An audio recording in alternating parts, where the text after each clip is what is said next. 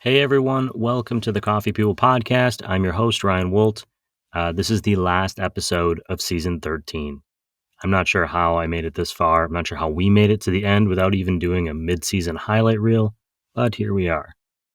As we have been all season, for today's chat with Drew and Kat Jeglinski of Little Joy Coffee Bar and Wine Shop, we pushed beyond our comfort zone. Not only is this episode available as a video podcast, which is new this season, it's the very first time I've done an episodic interview on location. And I was doing it with some new equipment. I was very nervous, and I learned more than a few things. Most importantly, the actual image that was being recorded was not exactly the same as what I was seeing on the camera display. And also, in the future, maybe don't set up right next to the refrigerator.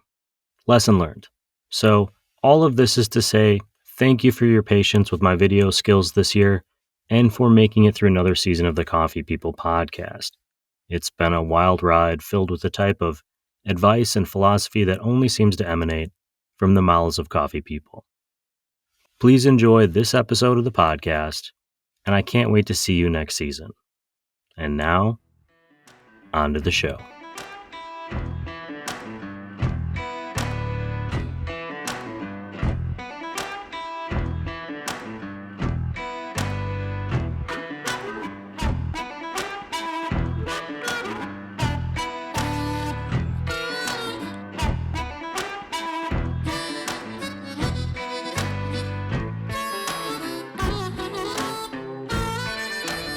And then I will have we'll have you kind of start just by the easiest part is for me is I would say welcome to Coffee People, the Coffee People podcast. Although today we're doing coffee and wine. Yeah. If you wouldn't mind telling the camera who you are and where we are. Sure. Go ahead. My name is Drew Jeglinski, and we're at Little Joy Coffee and Wine. This is my wife, Kat, and we own Little Joy. Welcome to Little Joy. Yeah. Wow, this is really good Yeah. wine. What is this? Cheers. So this is 100% Negrette from southern, like southwest France, sort of like south of Bordeaux. Negrette is the grape. It's a totally organic producer, just a really delicious kind of not very well-known style. And I put it in my wine club a couple months ago because I think it's really fun and unique and delicious. Yeah. It's fun for me because I don't normally drink wine during a show. And so I'm like super pumped right now. Awesome. So Little Joy, we're here in Del Mar, California. Mm-hmm. What is it? It's not just one thing. So how do you describe it to people when they ask you what you do? Well, mostly the cafe is like the driver every day because that's open more hours right now. So it's coffee shop, and then we also back here do the wine tasting on the weekends. But hoping to expand that at some point. But yeah, I would say we're coffee bar, wine shop. Bar, wine shop. Yeah. Yeah. Where did the name Little Joy come from? I originally heard it years ago at a band, as a name of a band. And I always had that stuck in the back of my head. They're still around on Spotify. They made one album. And it was an artist that I liked. I kind of found them, and I was like, oh, what a cute little name.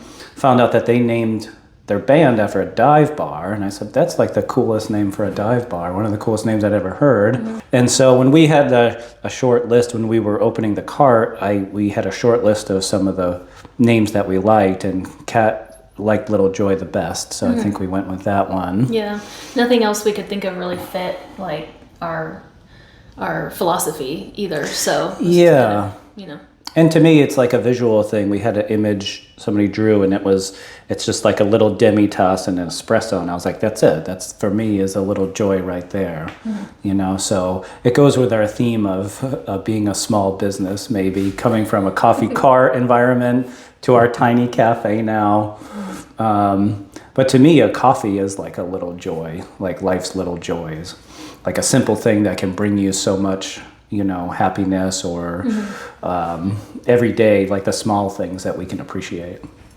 That is a very beautiful thought. I'm going to have to learn to time my wine drinking to the conversation. You mentioned the little Demitas glass. I'm wondering, how did you come across, or like, how did you come up with the branding for what is now Little Joy, which is a little bit hand-drawn, and we'll share in the newsletter as well. Yeah. Well, we do kind of everything kind of ourselves mostly, and it's just been community helping us out. So when I was approached by Steve to take over the cart, I really wasn't sure what to do, and we had happened to have a vacation coming up, and so we kind of went on the vacation, decided, yes, I'm going to do the cart thing. I'm going to go out on a limb and try to pick up this business and try to get momentum in Del Mar and keep growing it. And so we came back from that trip, and I think I had about 4 weeks to basically start a company. So the pressure was on for like anything we were going to brand, anything we were going to come up with. We kind of had the name. And I worked with actually another friend in coffee. Everybody that's been a graphic designer for us has been a fellow barista. Of course. And so we got together with our friend Sarah and sat on the couch, and we hammered it out in maybe 10 minutes. I knew I wanted to do something with like a ship in the bottle as kind of like a nod to like a heritage nod to like where I come from, family history stuff. So we have the ship in the bottle, but I thought it'd be really cool. Again, we're Little Joy, we're a tiny company. We're making double ristretto shots, that the ship should be small too, instead of like a huge tall ship. So it was really great. I think we came up, I said, Sarah, let's do I want to do like a sailboat in a bottle instead of a ship in the bottle. And she came back with almost like a yacht. And I was like, well, no. And then I found an image from a Portuguese maritime museum website, and it was like the perfect little like 2-sail kind of sailboat that I wanted to use. And so we just kind of used that. We combined everything, and she came up with the image and the script and everything pretty quickly because we had just like 3 weeks left to put a sign up or have a website and social media and all of that stuff. So, and I want to kind of get into the story of like buying the cart. You mentioned Steve. We're talking about Steve Rail from Zoom Bar. But I'm going to press pause and just see if this worked. Okay. Sure.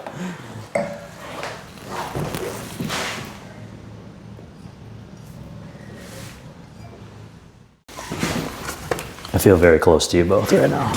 Perfect. It's a small space. So. Yeah. It is. It's a small space, but it's a very comfortable space.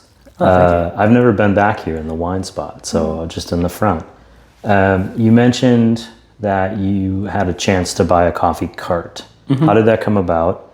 The coffee cart was right across the street from here. Correct. So I worked for, most of my life I worked in education.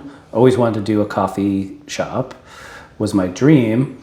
So I moved out to California in 2012 from Massachusetts. Worked in special education for a few years, had a great time. When I was exiting that job, I knew this might be my one chance to try to get into coffee. So I approached the guys at Zoom Bar in Cardiff, which I was a regular at both cafes. And Adam was just like, we're hiring a dishwasher. So I kind of like reset a lot of things in my life. I moved to a different apartment. I kind of downsized a lot of stuff so I could basically move into this role as a dishwasher at a cafe. But I knew that in my opinion, they were like the finest baristas that I'd come across. I loved the coffee that they were producing. I loved the integrity of the baristas, the craft, how they were doing their training. So I was like, I'm going to do it. I'll start washing dishes for Adam, essentially, at what's now Rose Hill, and learned my way all the way up, started making drinks. Worked there for about 2.5 years before Steve presented me with the opportunity.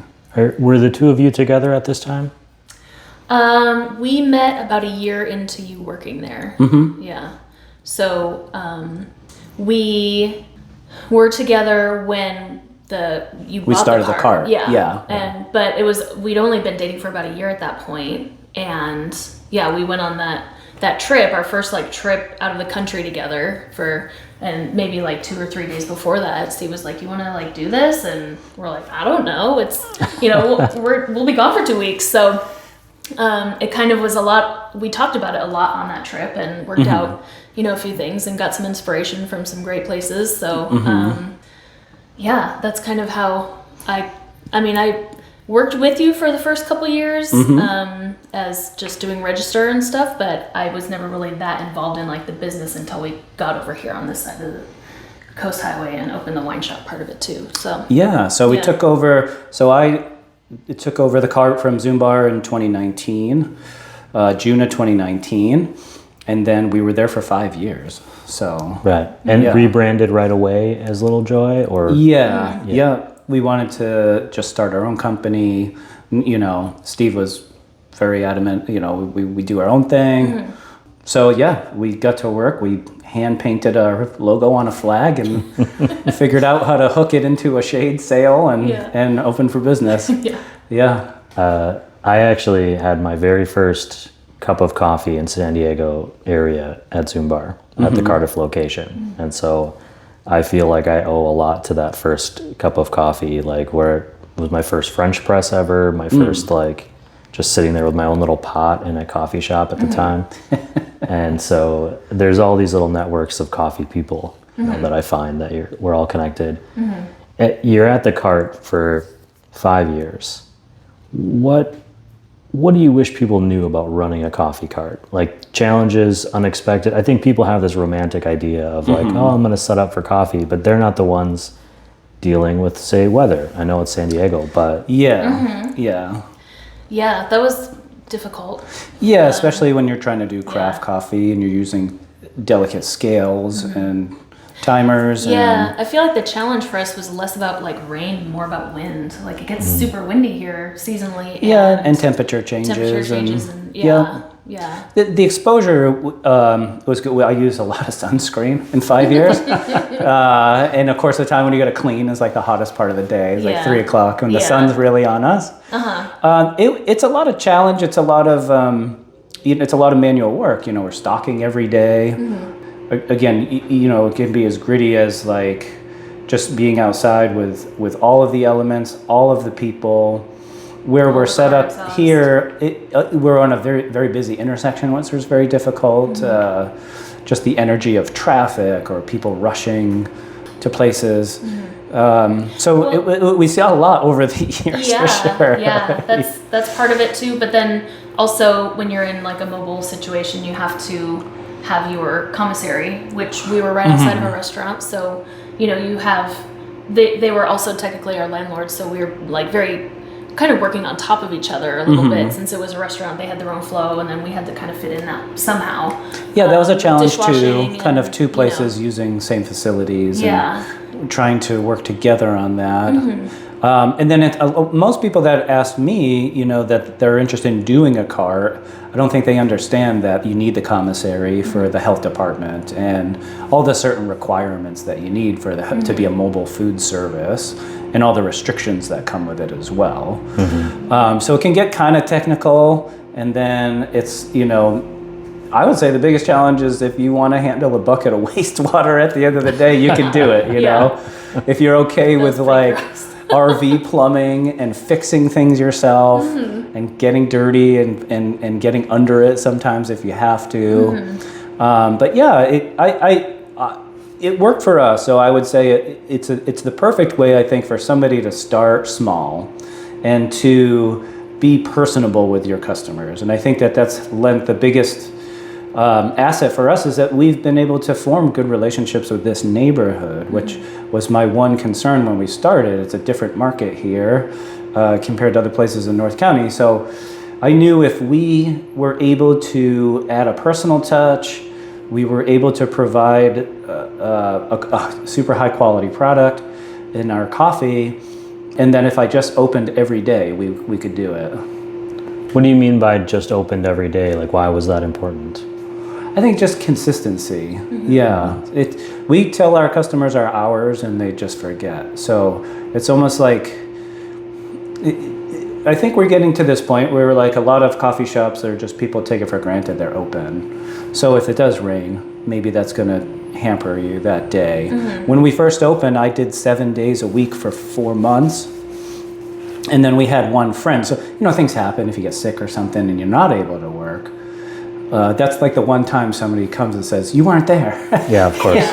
That's the Yelp review right there. Yeah, so I think the consistency, when you're trying to build, you have to be available to customers. They're not going to remember if you have different hours. We tried different schedules. I tried to close at lunch and then reopen in the afternoon to think maybe that would be busier. It didn't really work. Eventually, we kind of got back to the philosophy of, okay, we'll just train our customers to know when to come, what to expect. It was a pretty unique setup over there with pretty unique challenges. Of course, in 2020, right, we have the pandemic happened. I don't remember. And then there's plenty of wine. And so that was just like another challenge that we had to figure out. But again, we were making craft coffee outside, which is a huge asset. Eventually, people were like, "Oh, this is we can do this." Yeah. And then in this town, everybody got to stay home and didn't go to their office or whatever, even if it's just Sorrento Valley. And the restaurant all of a sudden wasn't opening, and people saw that we were independent of the restaurant. So that's maybe another challenge if you're doing a cart and you're affiliated with other spaces. I think you always want to look independent because people want to support a little place. With the restaurant, I knew the challenge was people couldn't tell if they had to go to the restaurant to access the coffee, if we were like a supplementary service to their brunch or something, where my job was to make sure the cart stood out, looked different, looked clean, and was noticeable on a busy highway. Everybody would say, "Oh, you have like such a great location, but we're in such a busy corner. People might see us, and then a stoplight later, they're too far already to park or turn around or something." So, yeah, it was fun. I definitely recommend it as a starting point for people because it's a little cheaper. If you're willing to just work, I had a simple goal of making $200 a day, and I knew if I did that, we could get somewhere, And it was tough. Some days you're at 150 and you gotta just go home and dust off and come back at it again. But it's a great opportunity to start so you can build a client base.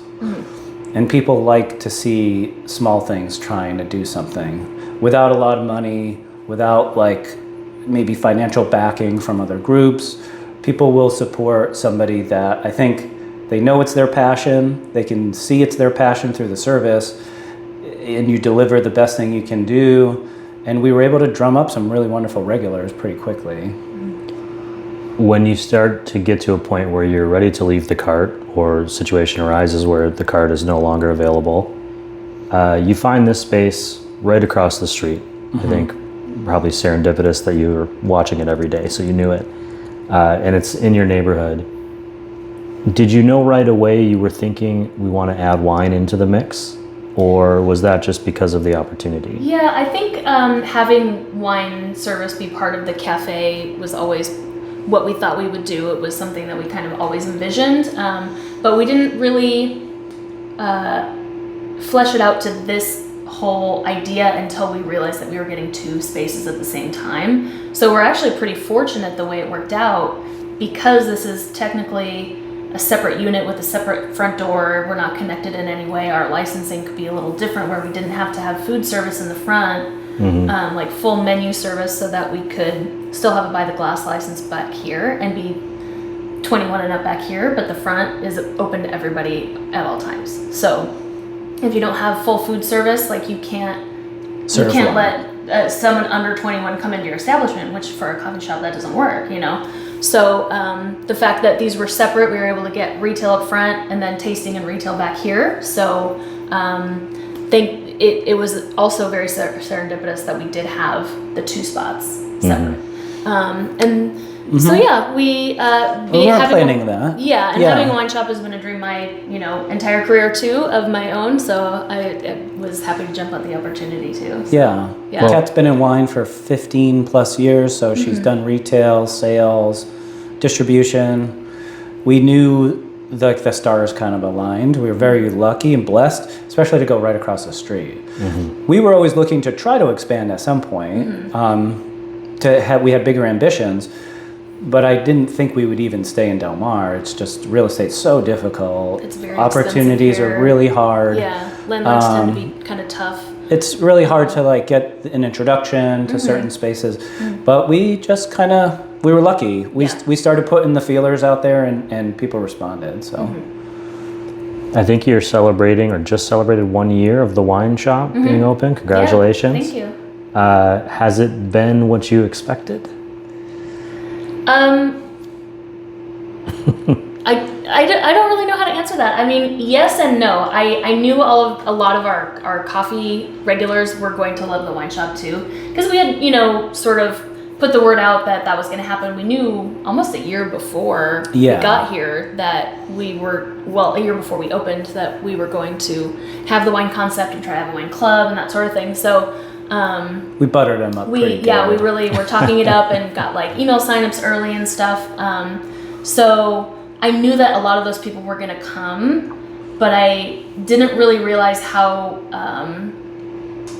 fun it is to like get some of my own regulars back here, and people who are starting to discover the wine shop organically because maybe they don't really drink coffee, or maybe that's not what they, are looking for, but they like wine tasting and they like, having a good bottle of wine at home. So it's been a unique experience in that way, because I just didn't really realize that would be something that would strike me, I suppose.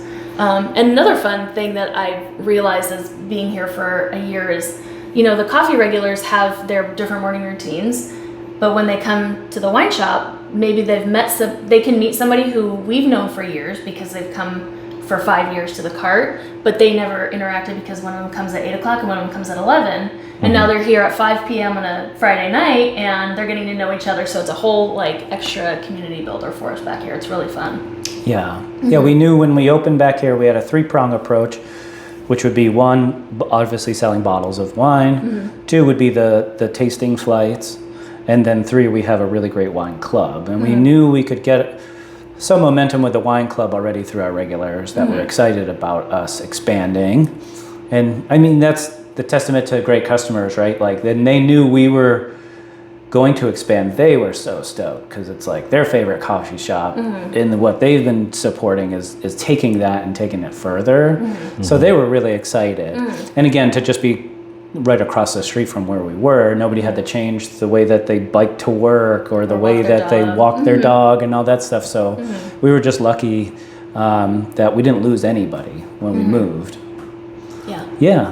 Some of them it took a little bit longer to find, but they seem to have all come back by now. Yeah. I think I'm surprised, like, we have this tiny space, but it's conducive to people coming and learning about wine, which I think that everybody appreciates when you do like a flight instead of going somewhere and just drinking a glass off the menu.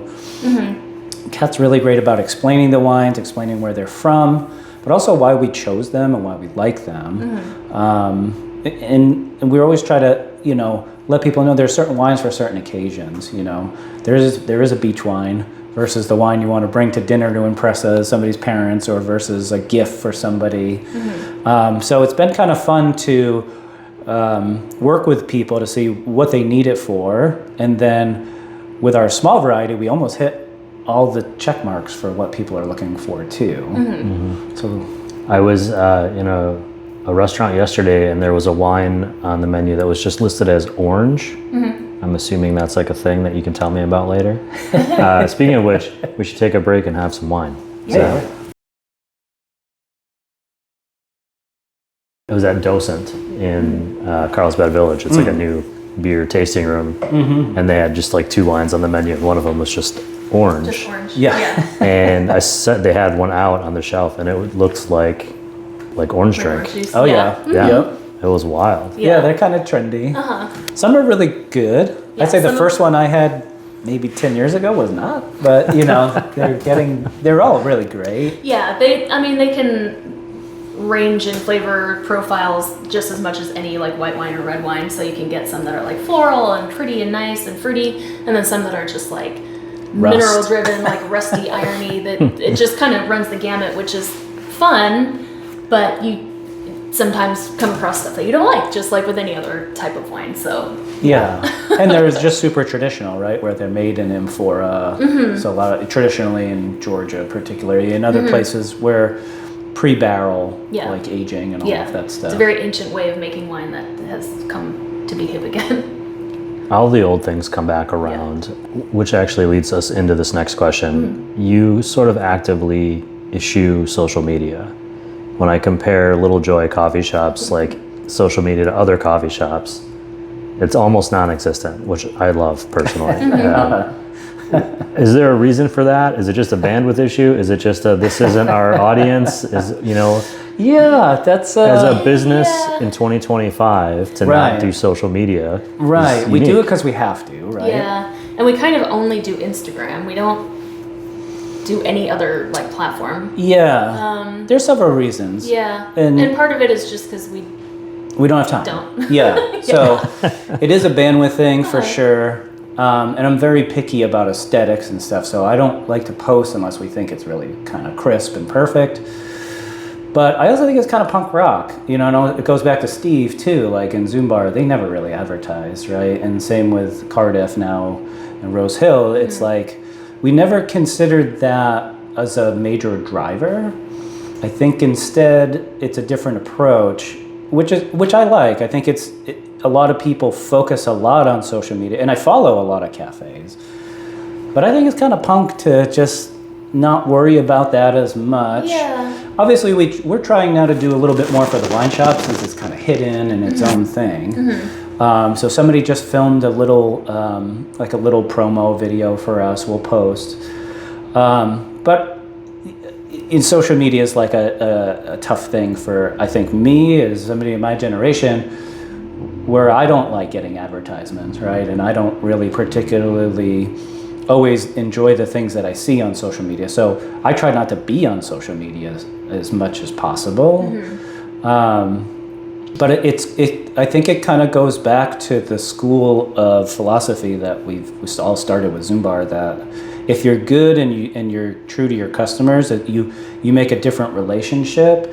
Where I'm afraid if we were to do a lot of social media, we would maybe just get any kind of customer, and we want specific kind of customers that are looking for us, as opposed to somebody that's just like, oh, let's go check this out. It's like a fine balance, right? Yeah. Where some of our customers are like, you could be busier, and we're like, we're kind of as busy as we want to be right now, where we can still have fun with what we're doing. I don't want to be so busy it's not fun, and I've been in cafes where you see the barista and they're gassed, and you feel bad getting a coffee from them, or something that's just like trendy and it's popular for a year, and then you have to keep up the image, and creating content can just go on forever, but you're going to repeat yourself, you're going to kind of say the same thing twice. And then my fear for the industry with social media is everything's channeled. Like right now I see so many, I notice all the trends in people's videos and everything, and it kind of homogenizes what cafes are doing. Like everybody's trying to make the same kind of video now, so I'd rather almost be more unique by being silent on social media. There's actually a trending thing right now where you can see over generations how we're using less colors as a society. Cars are almost exclusively a gray tone, silver, white, black now. If you go into museums by decade, you can see the condensing of the different colors that are used in paintings, even in film and cinema. And there's been some study on this, and they're not quite sure why, other than people are doing what other people are doing. They're seeing and repeating, and if they don't see it, it goes away over time. Yeah. So I feel like we've always done really well basically without it, as people coming to find us. And I feel like that's the perfect customer comes and finds us. And we have people in town, and we don't even have a sign right now. And they're like, how are people going to find you? And I said, well, they have to be looking for us. They have to want to find a good coffee in Del Mar. They got to want kind of what we're doing. And then I think they are finding us still. So it's kind of, maybe either miraculous or it just shows that you don't have to do what everybody else is doing. One of the things I was hoping you could do for us today is I've been asking a lot of entrepreneurs for advice. Advice that they're willing to share with other entrepreneurs who might be listening. In both of your situations, I know it's one, but it's two. It's a very relatively small space. You're working together. You are partners in your life. How do you survive? What advice would you offer someone else who's one, going to work in a small space, and two, thinking about working with their partner? Do you want to start that one? Well, I was going to say, whenever we do get a few days off, we usually go somewhere where we don't have to see anybody else True. at all. True. Like we get as far away from as we can as possible, and or even not that far away, just as remote as we can, and take some time to read a book and sort of reconnect. It has been a challenge, especially in this last year, that I have been more involved in the business side of things, where I'm managing. We don't have employees that work at the wine shop side, but I'm still much more hands-on in the whole business in general. But we recently decided that probably one of the best moves is, instead of like going home and talking about the business over dinner every night, is to have like one meeting every week where we get together, we hash out some stuff, and then it's not something that we've had like a professional discussion about it, separate from our house, separate from our time together to relax at home. So yeah, I think that's part of it, is having like, okay, we're done working. Yeah. It's hard to turn it off. Yeah. Because you're so excited. You're like, oh my God, I have this idea. We have to do this. Why don't we try this? And it can bug the other partner. Like if one of us has had a long day or something, be like, and Kat works full time during the week, and then does the wine shop on the weekend. So she's been working 7 days the last year. And you were up front all the time. So, but that said, I think it's been easy with us. Kat's my best friend as well as my wife, but going through the build, all of that, and working together really proved to me that we were really in sync. Like when we had like somebody the architects working or the contractors, we always agreed on what needed to be done when like little variables came up. So we didn't really argue much about the build or anything like that. Right. Yeah. And again, I think we're blessed that she has her space here and I have my space up there. So in a sense, we both have like autonomy with our spaces too. And I don't mess with the wine shop, and Yeah. And she comes in and she gets a coffee from us like a customer would. So it's a fine balance. It's I think that's it though, is maybe trying to make that distinction where you can work as much as you can, but you got to at least like set times where you're not going to work. I don't understand what you're saying right now. I think I can hear you saying it, but I'm not understanding. It's almost just dedicating time to not working. We're kind of, I'm a little bit more mid-career. We're both like mid-career. So it's like, okay, it's exciting to start a business, but it can get to you if I feel like we just think about it constantly, and that's what will get you burnt out. If you forget that you should just be having dinner and talking about fun stuff. So I think it's just about kind of like compartmentalizing, where again, it can be, you can talk about it all day and night, and you're like, oh my God, I forgot about this for taxes, or we got to call this person. It goes on and on and on. It's never ending. So maybe it's like, how many croissants do you think we should order to like tomorrow? Stuff like that. So maybe it's just like 6 p.m. You got to go back to just being partners and friends, and have a romantic life, go out. Just so that everything doesn't carry all the way till you fall asleep, because it can. If you're really excited about your business, you're just going to try to keep figuring it out as you go. So we've done pretty well for a year. I know. So a year into the new space, but a longer period, obviously, overall between the two of you. How are you deciding to measure success? That's a good question. I think like on the day-to-day micro level, it's just the number total at the end of the day, and seeing how that's grown since we first started. You mean financially? Yeah. Okay, yeah. But honestly, like one of my most like special memories happened recently when we had like a little 1-year anniversary party for the wine shop back here, and we said thank you to all of the customers that we had invited, and so many people were thanking us for being here because they've met so many friends and felt like they're more of a part of the community.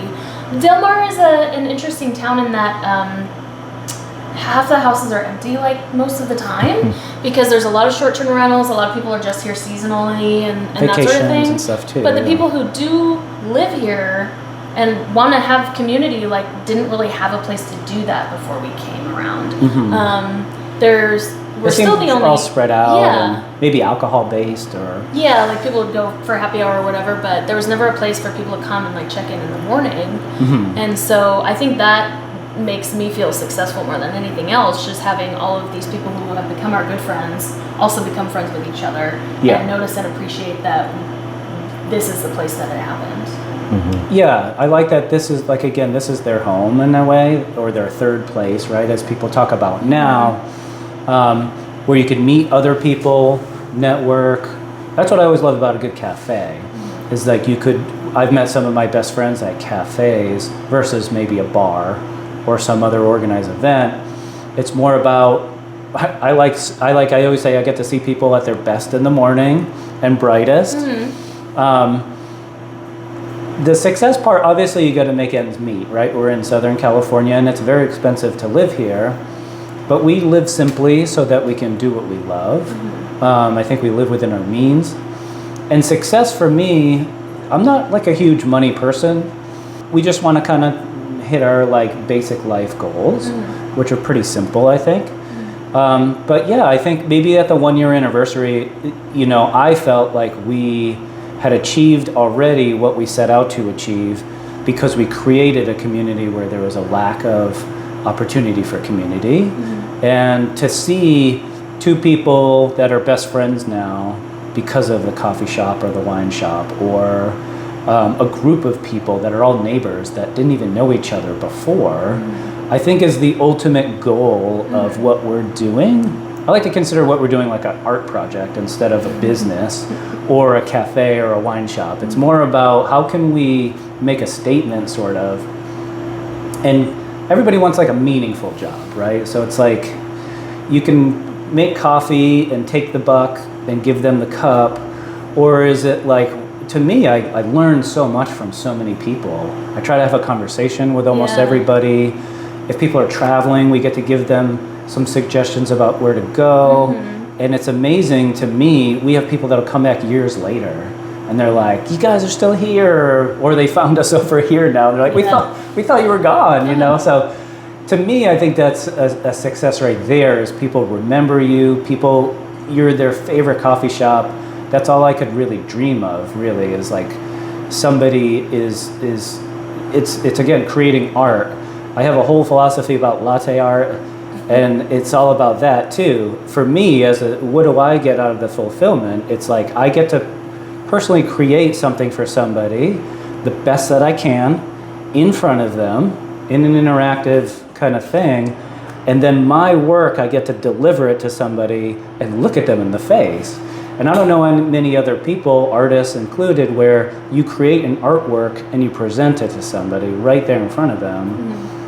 There's something for me that's fulfilling, that my efforts are going to create something delicious, beautiful, hopefully, and that person gets to see maybe the most beautiful design they've seen all day, and then they have to drink it, which is the best part. It's all fleeting, right? But that's, I think, is the more successful part, is every day I the people we meet is really it. And now I feel like we have this community where, we had a gentleman that, had a surgery. Like there were like 8 people from the coffee shop helping that guy out, bringing him food, bringing him coffee, and checking in, and even just like making sure he's okay.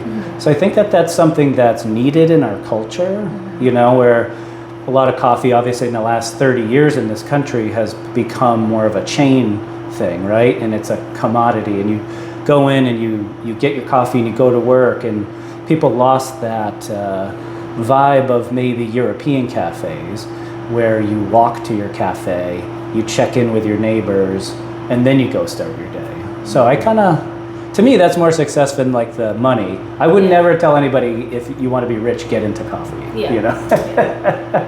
Is he always this romantic? Mm-hmm. Yeah, all the time. Yeah. Oh yeah. Very philosophical about a lot of stuff.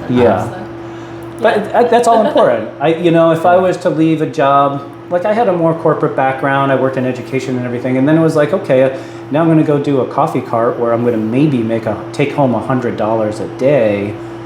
That was the best job I ever had, Mm-hmm. So there's something to say about if you're doing what you love, it's a little bit different than like doing something to meet financial goals solely, or you have to do it, and I think again that's what attracts people to our business is like they know we're always happy. I never had a bad day yet at the cafe. What about the wine shop? No, I mean we've only had it for a year, so no, it's been really fun, and it's been one of the interesting things for me is kind of meeting people where they're at as far as wine knowledge goes. I mean, wine can be like super intimidating for people, but it really doesn't have to be. Like, it's just grape juice at the end of the day. So I like to be very down to earth about it and help people just kind of figure out how they can appreciate it maybe a little bit more, or try something they've never seen before, or maybe even just have a nice time tasting and watching the sunset. What comes next for Little Joy? Well, we're going to be here a while. Yeah. So, we're excited. This is our first year here. We built the spaces. So we've invested in our location here. And we just want to really hunker down and reach certain goals, some daily goals. Yeah. But it's kind of like the cart. I feel like every day we just kind of keep etching up a little bit more. It's like a train that stays on the track. We don't really have any other plans to like expand or anything like that. I mean, I think the next step for us would be to have the wine shop open more than just the weekends. So we're not really sure how that's gonna happen yet, but leaning into this side of things, because that's where the potential for growth is the most right now. Yeah, we really want to get the wine shop open at least 5 days a week. We want to do more events, because the events are very popular right now. So we've done like food, like cheese pairings with wines. We've done, Kat will lead educational classes, intro classes to wine, and everyone we've done has sold out. So we're really excited to try to ramp that up this year to have maybe 2 events per month. We have our wine club. We're always accepting more people into the wine club. And then we're still working with the city for the front patio. So they've been pretty tough about how many tables we can have. They've been tough about certain restrictions there, but we would love to be able to serve wine glasses to our cafe clientele in the afternoons, and maybe be able to have some kind of little more afternoon action in terms of serving glasses of wine in the summer, something on the front patio, because it's so beautiful and it seems a little untapped. But that'll be working with the city and the ABC to get all that approved. So Easy peasy, always. One of the things I've been doing this year is talking a little bit more about things that we find valuable in the world. Charitable efforts, nonprofit stuff, things that we're doing in our personal life. I'm wondering if you guys have anything that you'd like to share or draw attention to as something that you're passionate about. So I've been a member of Women's Wine Alliance for a long time. They're a San Diego-based organization that empowers women. It's education focused. They give scholarships for like sommelier exams and that sort of thing. They do educational seminars once a month. A couple of years ago, before we started this, I was on the board of directors for a little bit, but it's something that's very dear to me, because the wine industry is still very, very much a boys' club, and we like to help everybody who wants to be involved. So it's Women's Wine Alliance is what it's called, and it's only in San Diego right now. So yeah. In terms of our side, I think we're just trying to make sure everybody's comfortable at the cafe and feels welcome. That's all people. With everything in politics going on right now, there's a lot of division. So, our effort is to keep uniting people instead of the opposite. And I think the cafe can continue to do that as a safe place for people to meet and learn from each other. And again, it being a positive community place where people who maybe never thought they would meet can actually interact and learn from each other. Especially here, it's like we get to meet so many international people. We get to hear everybody's opinions about stuff. And we might be in some sort of political turmoil now because people don't talk. And people don't have the beginning of dialogue. And then it feels like you can't have any dialogue. There's too much space already between them. So, we try to work with we've done several events this year. We work with the Rotary Club at Del Mar, and they do a lot of fundraising for the lifeguards here in town, as well as international stuff. And we've done several other donations to the schools this year, which was really fun, the elementary school here. So usually it's working within our community to do what we can and donate our time. If we don't have money right now, it's working, just offering time. And again, trying to make everybody feel welcome and part of this community here. It's kind of fun. Yeah. What did I miss? What do you wish people knew about you, if anything? Or did we cover everything there is to know? That's it. We're here. People need to know we're here, So the wine shop right now is open Friday evenings and then Saturday, Sunday days. But if somebody's looking for it, you'll see the cafe up front, and there's a little hallway, and then the back unit is the wine shop. So we're back here. And we still don't have a sign out, so I think that's part of our visibility problem right now. But we've got a little A-frame when I am open, so if you're looking, we're here. Yeah, it's like a speakeasy. And we also have a wonderful ocean sunset view in the evenings. I'm looking out the window right now. I was watching whales all last spring. It was really fun. So it's not a bad venue to sip wine. Yeah, exactly. Yeah. I need some house binoculars sitting here. I know, I will. Yeah, I think people, we live in North County, and again, Del Mar usually gets a bad rap for, being touristy or hard to get to or hard to park at. But I really think that it's one of the most beautiful of the towns in North County. If you walk around here, there's all kind of alleyways, or if you go up the hill, there's some of the most unique architecture in San Diego. And everything too. Everybody has amazing yards. Yeah. Trees and everything everywhere. So it's to come grab a coffee and walk around here is definitely worth it. I think the beaches here have a very unique vantage point where you can see from La Jolla to Oceanside. So it's very beautiful. I think people in general in North County tend not to come to Del Mar, but it's worth it if you come grab a coffee and just walk around, And we're a younger business here, so we're trying to kind of change what people think of town, right? And try to almost bring new energy, new effort, new passion to a place where maybe it was kind of lacking for a bit.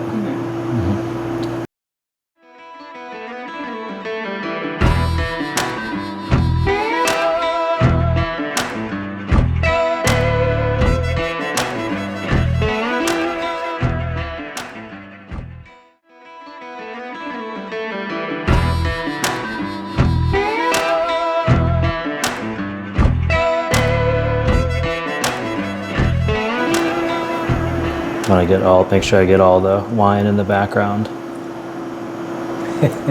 I love looking at the wine because I feel like I'm looking at a wall of art. It's not just wine bottles or something that I'm going to drink. I love labels. Labels are like a passion of mine.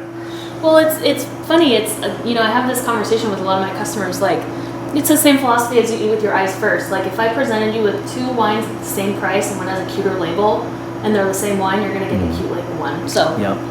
I just, we're small, so I just say we don't have room for ugly wine here either. Well, it's heartbreaking when a delicious wine is in a very bland label. Yeah. So we've even thought about having an ugly duckling kind of thing or something. Believe me, when you open it, it's unreal. sometimes you taste stuff, but maybe they're very old school, very old school producers in Europe. Well, that leads me to my last question for you both. It's two parts for you guys, since we've got two things going on. And the first is, if you get away, you're away from the shop, and you stop to get a cup of coffee somewhere, what are you going to order? Depends on if it's hot or cold outside.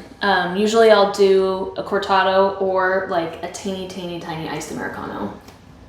I like a macchiato or an espresso. And then the same thing, that afternoon, you've been out remoting it alone, but you stumble into this wine shop in the middle of nowhere. What are you going to order? First, I'm going to ask the person working there what they like, because usually the people who are working at wine shops have a favorite and that stuff that they're very excited about. And it's fun to engage with people who work at wine shops and wine bars, because they always are a wealth of knowledge and love to talk about it.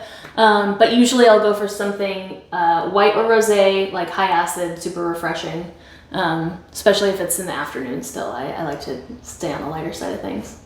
Same. I usually have to look at her and say, what should we get? Something unique. But yeah, we love rosés and chilled wines when the sun's up. And then we get into the reds if it's a little darker.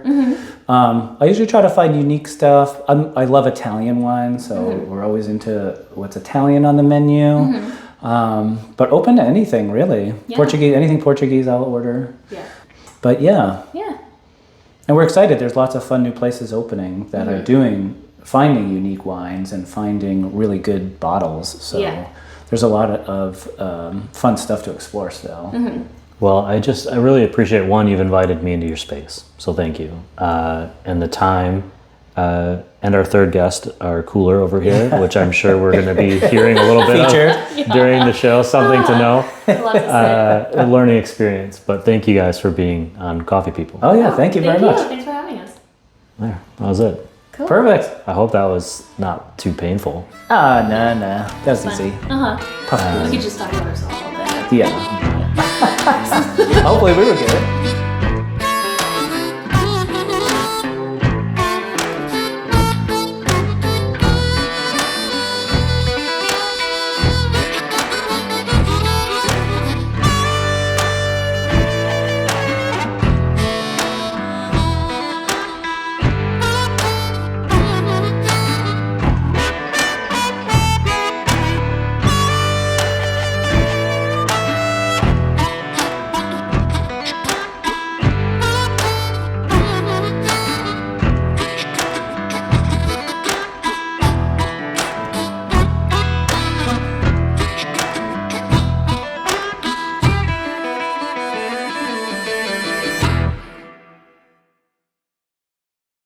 Got some branding in there, see? Yeah, for sure.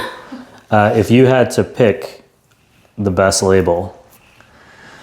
Oh, gosh. I mean, the best label, the most clever label I've got right now is probably this Chianti. So, the straw basket that Chianti used to always come in is called a fiasco, so that's why they've called that. But I don't know. They're all a lot of fun. I like my three-headed dragon from Hungary too. She's a lot of fun. This one is very beautiful. The sort of kimono style koi fish. But yeah, we've got a lot of. That's the one that I was like, I want to buy just to have the bottle. Right. Very cool.